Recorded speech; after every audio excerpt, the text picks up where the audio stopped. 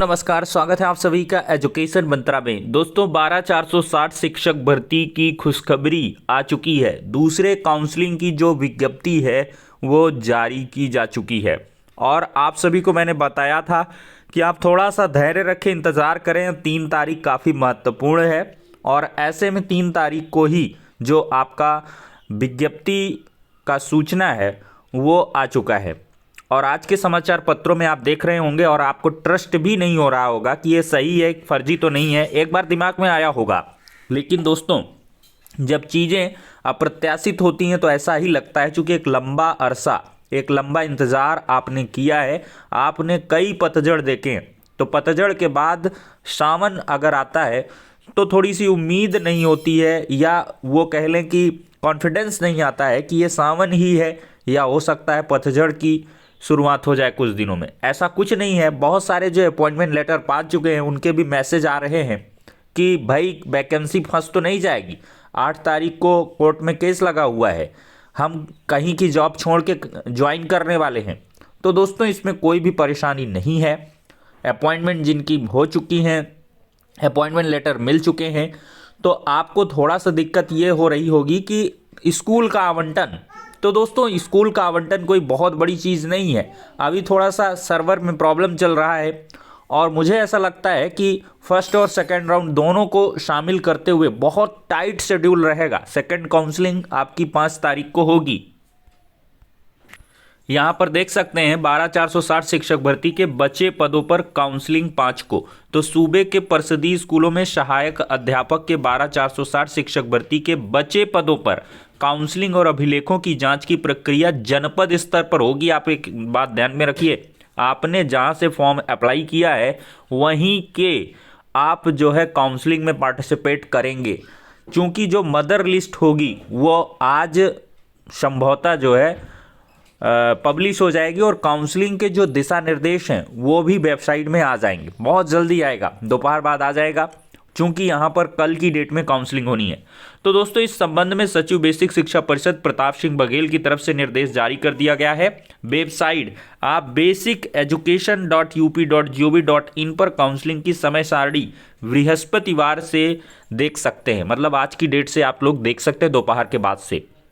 और दोस्तों इसमें सबसे बड़ी बात है कि जो डबल आवेदन है, मल्टीपल आवेदन है, उसके लिए दिक्कतें हो सकती हैं। उसके नियुक्ति पत्रों को होल्ड किया जा सकता है। चूंकि पहली राउंड की काउंसलिंग में ऐसा हुआ है, जिन्होंने मल्टीपल आवेदन किया है उनका मामला कोर्ट में है और जब तक कोर्ट से गाइडेंस नहीं आ जाएगा तब तक आपका कुछ नहीं होना है।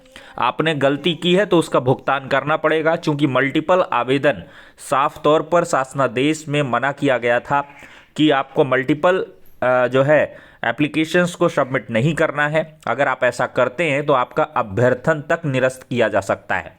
तो ये बहुत सारी चीज़ें हैं, लेकिन कोर्ट यहाँ पर मिजरेबल कंडीशन में ये कर सकती है कि आपने जो पहले डिस्ट्रिक्ट का चुनाव किया है, पहले डिस्ट्रिक्ट पे जहाँ पे अप्लाई किया है उसी को आपका मूल डिस्ट्रिक्ट मान करके आपको जो है एलिजिबल किया जाए, ऐसी उम्मीद है कोर्ट से।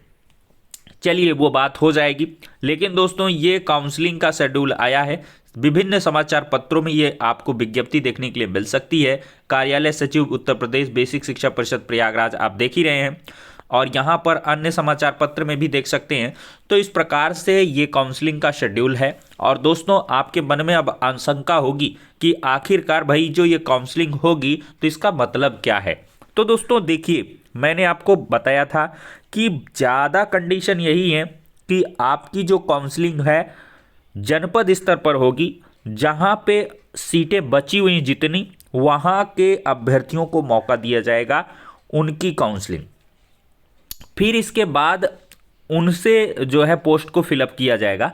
अगर फिर इसके बाद वैकेंसी बचती हैं तब ओपन टू ऑल होगा और ये नियमावली में भी है। और इसी पर ज़्यादा अड़े हुए प्रताप सिंह बघेल जी। अब बहुत सारी चीज़ें हैं, इनको कोई बता नहीं सकता है। प्रताप सिंह बघेल जी हमेशा से देखा जाए तो सरप्राइज देना पसंद करते हैं। तो अभी क्या है कि काउंसलिंग के बाद में भी डेटा को मंगाया जाए और फिर इसके बाद शासन के दिशा निर्देश अनुसार इस पर जो है स्टेट लेवल की मेरिट बनाई जा सकती है। ऐसी भी चीज़ें हो सकती है कि पूरे जो विवाद है उनको ख़त्म करने के लिए जो नंबर ऑफ वैकेंसी हैं उनके आधार पर जो है मेरिट को डिसाइड किया जाए और स्टेट लेवल मेरिट की एक फाइनल सेलेक्टेड लिस्ट जो है जारी कर दी जाए, जैसा कि 68,500 और 69,000 शिक्षक भर्तियों में हुआ है। ऐसा भी हो सकता है, ऐसा भी किया जा सकता है, अफरा तफरी नहीं होगी। देखिए ये बहुत बढ़िया रहेगा, अगर ऐसा करते हैं तो किसी को कोई समस्या नहीं होगी मेरे भाई। मेरा 65 गुणांक है, मेरा 70 गुणांक है, किसी का जो है 69 है, 67 है, 68 है। अब मैं जाके सीतापुर कराया और फिर किसी ने मान लिया सीतापुर नहीं कराया, ओपन टू ऑल में ये होता है कि सीतापुर में नहीं कराया, सीतापुर में कम चली गई और फिर देखा जाए तो गोंडा में ज़्यादा चली गई, या गोंडा में आपने करा लिया तो यहाँ पर बांदा की कम चली गई, फतेहपुर। तो इससे क्या हो जाएगा, बहुत ज़्यादा कैंडिडेट का नुकसान होता है। ये व्यवस्था बहुत ही फूहड़ और ख़राब थी और कहीं ना कहीं तभी जो है योगी सरकार ने इस पर जो है काफ़ी ज़्यादा ध्यान दिया और ओपन टू ऑल की जगह पे ये सब तमेला झमेला ख़त्म करके उन्होंने सीधे स्टेट लेवल मेरिट बनाई और फाइनली आपका जिस डिस्ट्रिक्ट में सिलेक्शन हुआ भाई, आपको मेरिट के अनुसार मिला है और वहाँ पे आप काउंसलिंग कराओ, वहाँ पे अपॉइंटमेंट लो। ऐसा हो सकता है, तो आपको ज़्यादा निराश नहीं होना है। और जो जैसी इन्फॉर्मेशन इंटरनल निकल के आएंगी कि आखिरकार किस प्रकार से ये काम हो रहा है, खैर ये नियमावली में चीज़ें हैं नहीं। नियमावली में तो यही है कि मेरिट को डाउन करके और वहाँ से जो है सीटों को भर लिया जाता है और फिर इसके बाद अगर सीटें बचती हैं, इनकेस सीटें बचती हैं तो ओपन टू ऑल हो जाता है। उसके लिए जो है जनपद स्तर पर जो BSA साहिबान हैं उनके द्वारा विज्ञप्ति जारी की जाएगी और फिर जिसको जहाँ मर्जी होगा वो कराएगा। इस प्रकार की चीज़ें हैं, देखिए इस पर बताएंगे। लेकिन फिलहाल 5 तारीख को आपको काउंसलिंग में पार्टिसिपेट करना है। ये आप साफ तौर पर जो है 5 जनवरी को जनपद स्तर पर होगी, यानी कल की डेट में। और काउंसलिंग के संबंध में अभी एक वीडियो हम बना देंगे। तीसरे चरण की शिक्षक भर्ती के लिए तैयारी दोस्तों बिहार में शुरू हो चुकी है। टाइट शेड्यूल है।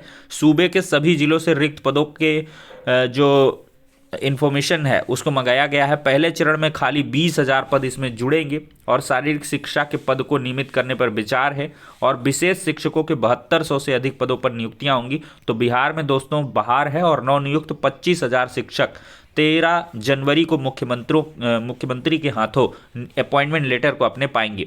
और दोस्तों यहाँ पर हम GIC वैकेंसी की बात करते हैं। बगैर TT प्रमोशन की तैयारी कोर्ट पहुंचे शिक्षक, ये मामला भी पेचीदा है, फंसेगा।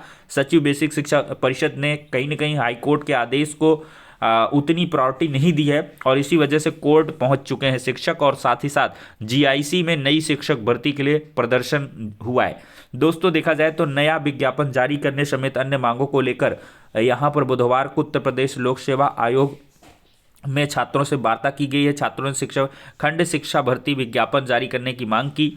LT 2018 की तृतीय श्रेष्ठता सूची जारी करने के लिए प्रस्तावित नए 5 साल की छूट का अनुरोध भी किया है।